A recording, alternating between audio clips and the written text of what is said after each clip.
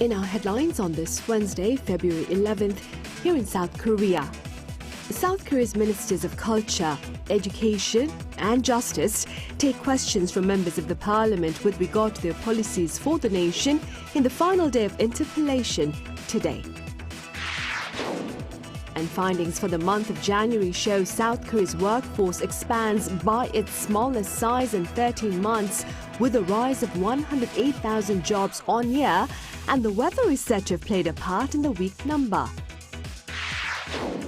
Also, on the local front, the Lee Jae-myung administration launches a ministerial-level task force to put into place special management measures aimed at easing the high cost of living. We started the National Assembly today where members of the Lee Jae-myung administration in charge of social affairs are taking questions in the final day of the three-day interpellation. For details on this, I have my colleague An Sung-jin live on the line. Sung-jin, it's good to have you back. So what has been happening there today? Right. Good afternoon, Sunny. Today we'll wrap up the last day of the government questioning sessions that took place over the past 3 days, including today. On Monday, we saw a focus on politics, diplomacy, unification, and national security. This was followed by a session on the economy on Tuesday, and today it centers on culture, society, and education. The session is well underway at the moment with Prime Minister Kim Min-seok and government officials, including the Education Minister, Justice Minister, and Culture Minister present. The ruling Democratic Party is using the last round of government questioning to underscore the need for regional administration integration, which is currently being pushed under the Lee Jae-myung administration. The Prime Minister stated that unless the relevant legislation passes the National Assembly by the end of February, the merger of metropolitan governments would be virtually impossible to be completed before the June 3rd local elections, and asked for the cooperation of the opposition party. Meanwhile, the main opposition People Power Party is pressing the government over rising house prices and a weak Korean won. Lawmakers from the PPP also questioned the current administration's real estate policy, asking whether reconstruction or redevelopment have become taboo words as it criticizes the current housing supply measures. Following the end of government questioning sessions, a plenary session is scheduled for Thursday to handle livelihood-related bills, with a fierce debate expected if judicial reform bills appear on the agenda. But that's all I have for now on the latest updates from the National Assembly. Back to you, Sunny. All right, Sung-jin, thank you for the latest at the Parliament, and do keep us posted. Moving forward then, President Lee Jae-myung and NATO Secretary General Mark Rutte spoke on the phone this past Tuesday for a second conversation on strengthening security cooperation. According to Blue House spokesperson Kim Nam-jun, they agreed to maintain close communication with regard to events on the Korean Peninsula and the war in Ukraine. President also urged for tangible partnership under the Korea-NATO Defense Industry Consultative Group created last year, and Rutte in response voiced his support. Top diplomatic and trade officials representing South Korea and the Netherlands sat down here in Seoul for their first dialogue under this format aimed at reinforcing their strategic partnership. Our senior correspondent Oh Seong covers the inaugural talks. Two major semiconductor powers, South Korea and the Netherlands, are deepening cooperation across key pillars of economic security. On Wednesday, the two sides held their first ever 2+2 high-level dialogue in Seoul, bringing together foreign and industry officials for a joint strategic consultation. Foreign Minister Cho Hyun and Trade Minister Yeo An-go met their Dutch counterparts, Minister David van Weel and Minister Auke de Vries. Our two countries have evolved into truly complementary and irreplaceable partners, especially in semiconductors and advanced technologies. The launch of the 2+2 channel indicates that Seoul and The Hague now see each other as core partners on strategic interests. The format was agreed upon 2 years ago as the country's two leaders committed to building a semiconductor alliance. Both countries are key players in the global semiconductor supply chain. South Korea's Samsung and SK Hynix produce over half of the world's DRAM and NAND flash memory chip supplies.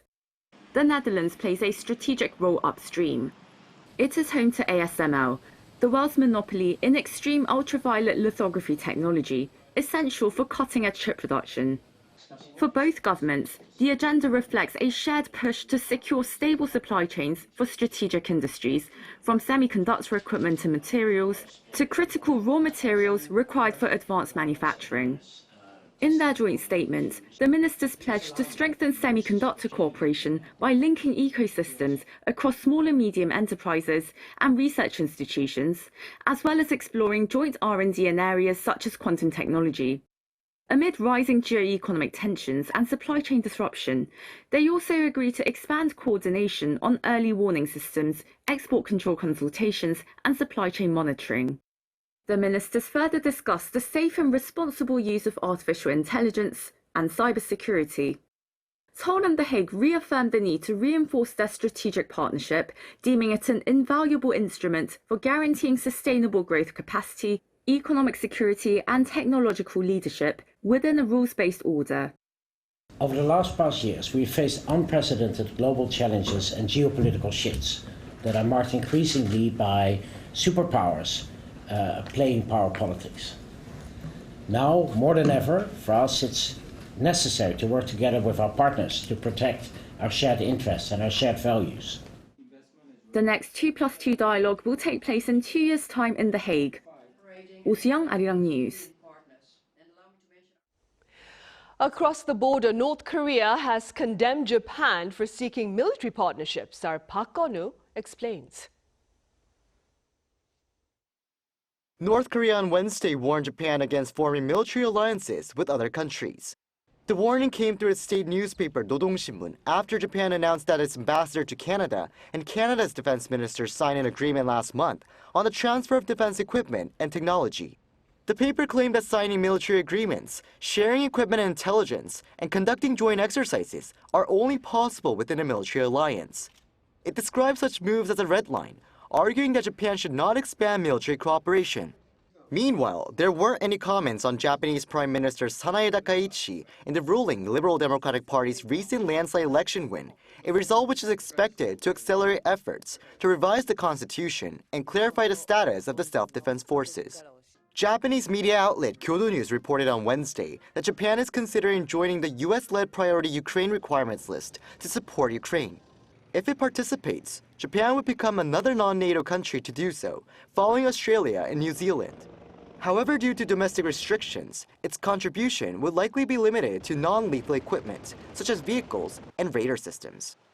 Park Gonu, Arirang News. In other news, Unification Minister Chung Dong-young has voiced regret over recent drone incursions into North Korea by South Korean civilians. Now, this is the first such formal statement by a senior government official and came during an address at Myeongdong Cathedral here in Seoul back on Tuesday. He also asserted that in October 2024, under the former Yoon Suk-yeol administration, the military sent drones to North Korea 11 times to provoke a response. He called the actions reckless and dangerous, claiming that they nearly led to war.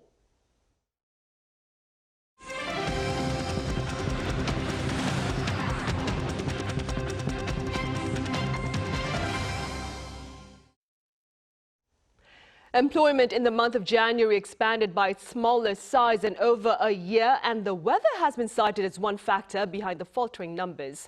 Our Kim Do-yeon has the latest. The latest employment data shows South Korea's job market is cooling rapidly. According to the Ministry of Data and Statistics on Wednesday, the number of employed people stood at 27.98 million in January, an increase of 108,000 on year. This is a significant slowdown compared to previous months, marking the smallest growth since December 2024. By sector, the health and social welfare and transportation industries saw job gains. In contrast, the agriculture and public administration sectors shed jobs.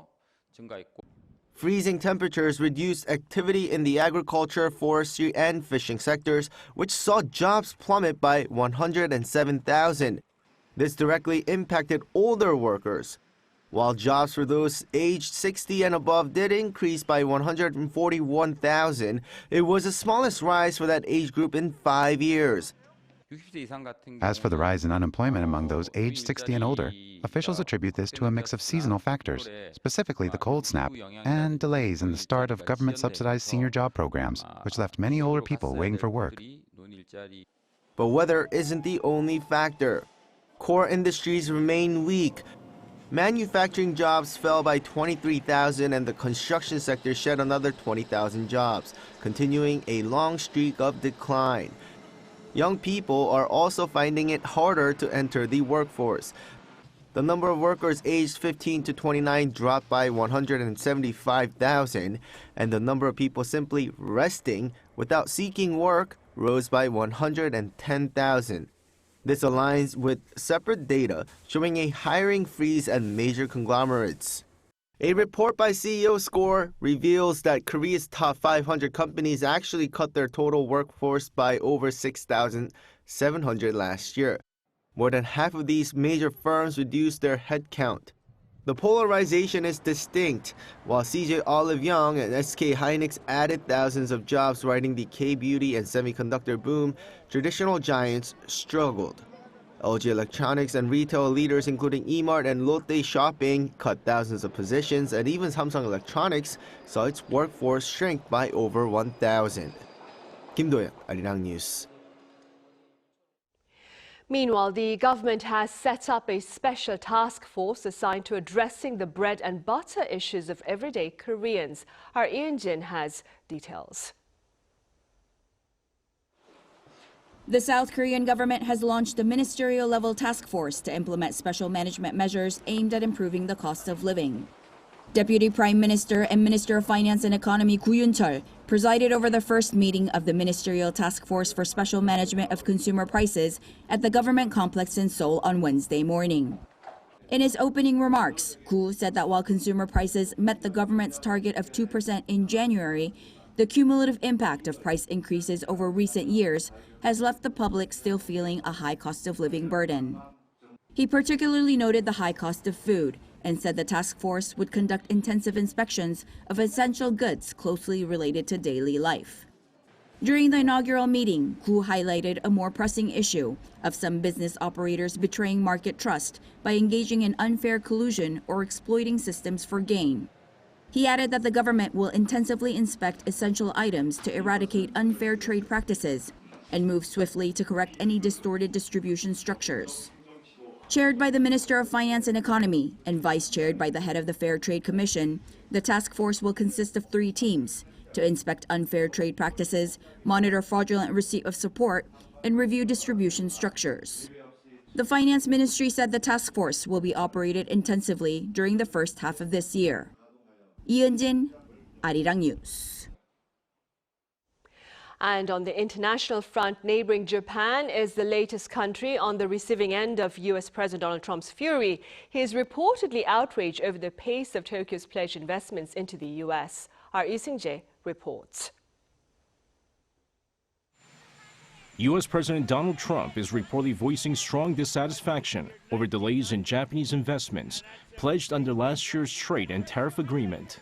According to a report by Japan's Nikkei newspaper on Tuesday, President Trump has high expectations for Japan's newly elected Prime Minister Sanae Takaichi, but is also frustrated that promised investments into the United States have not moved forward as quickly as expected.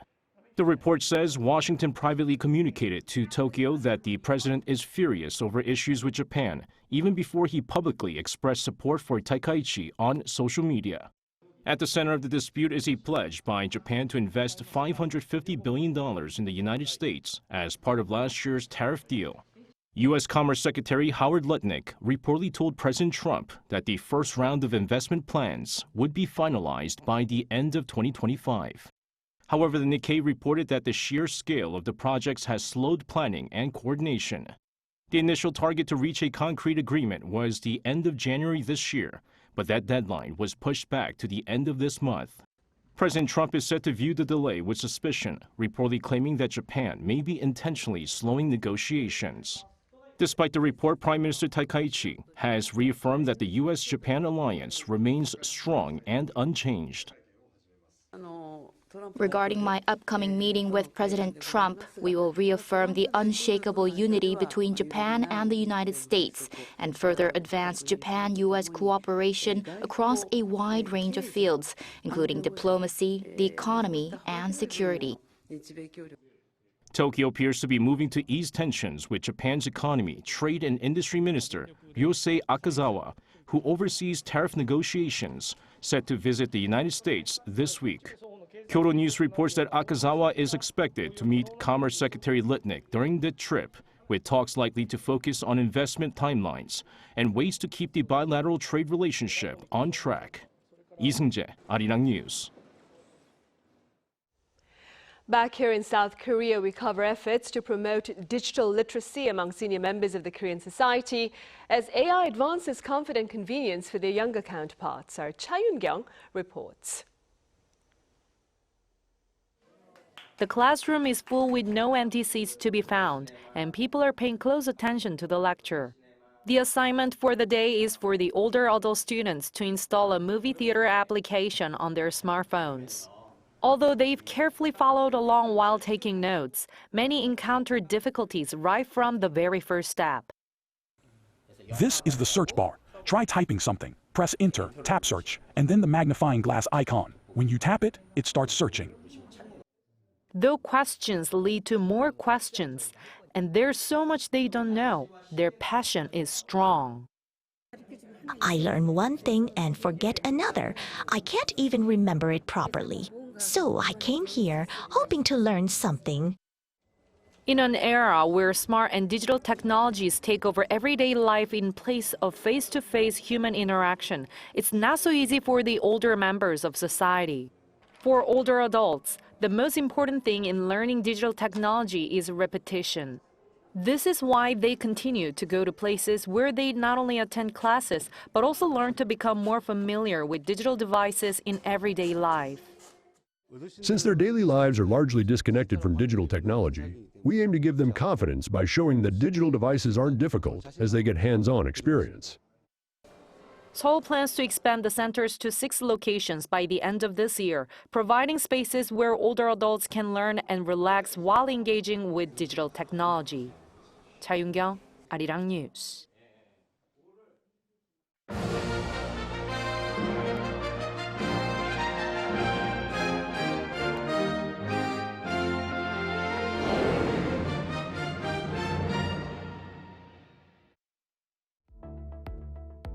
Hello and welcome. I am your AI sports correspondent Arirang. This section features AI-generated content and scripts, bringing you the latest news from the Olympic Winter Games Milano Cortina 2026. Here are our top stories. South Korean figure skater Taejun Hwan advanced to the free skate competition after placing 6th in the men's singles short program on Tuesday at the Milano Ice Skating Arena. Ta earned 92.72 points in the short program after landing a quadruple salchow in a triple axel, marking his highest score of the season. This result qualifies him for the free skate, which will determine the overall medalists. Ilya Mainin of the United States leads the field with 108.16 points, followed by Japan's Yuma Kageyama. The combined scores from this short program and the upcoming free skate on Friday will decide the final Olympic standings. South Korea's short track mixed relay team failed to reach the medal final on Tuesday, following a collision in the semifinals. Kim Ki-lee fell after tangling with Kanin Do-dud of the United States. Officials rejected a South Korean request for advancement, citing the team's third-place position at the time of the foul. South Korea subsequently placed second in the B final behind the Netherlands to finish 6th overall. Host nation Italy won the gold medal, with Canada and Belgium taking silver and bronze. Following a day of recovery and training on Wednesday, Korea's short track squad will return to the ice on Thursday for the women's 500-meter and the men's 1,000-meter. The International Olympic Committee on Tuesday banned Ukrainian skeleton racer Vladislav Heraskevich from wearing a helmet featuring images of athletes killed in the war with Russia. The IOC ruled that the tribute violates Rule 50 of the Olympic Charter, which bans political demonstrations. Although the committee offered a black armband as a compromise, Heraskevich stated he will wear the helmet during Thursday's competition in Cortina. Ariana Fontana, Italy's most decorated Winter Olympian, added to her medals on Tuesday by leading the host nation to gold in the short track mixed relay. This victory marks Fontana's 12th career medal across 6 Winter Games. Italy finished the 2,000-meter race at the Milano ice skating arena in 2 minutes 39.019 seconds, coming ahead of Canada and Belgium. The win moves Fontana within 1 medal of the all-time Italian Olympic record held by fencer Edoardo Mangiaruti. She returns to the ice this Thursday for the women's 500-meter quarterfinals. Before we head out, let's look ahead. Appearing now on your screen are the current medal standings and the upcoming schedule for the Olympic Winter Games Milano Cortina 2026.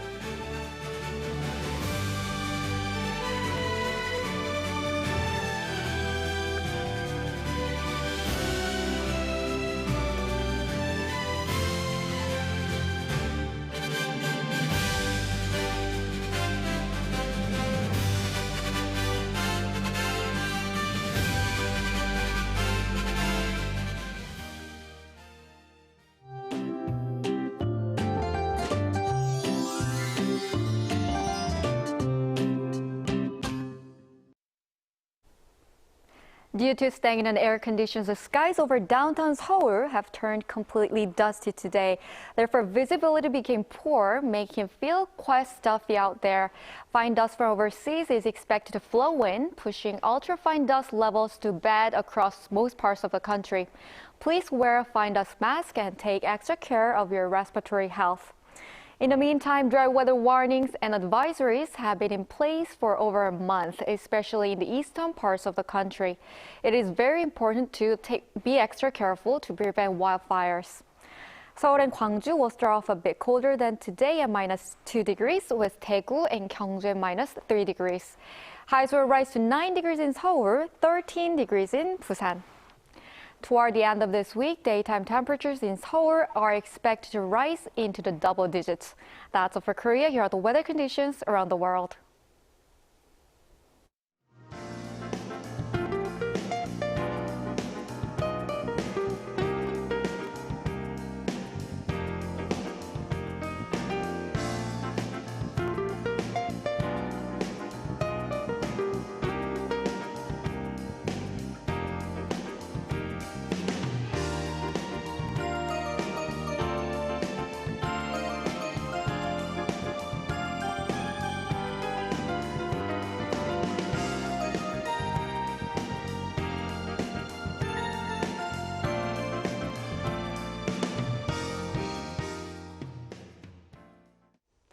Right, those are the headlines at this hour here in South Korea. Coming up right after this break is our daily panel session, so do stay with us.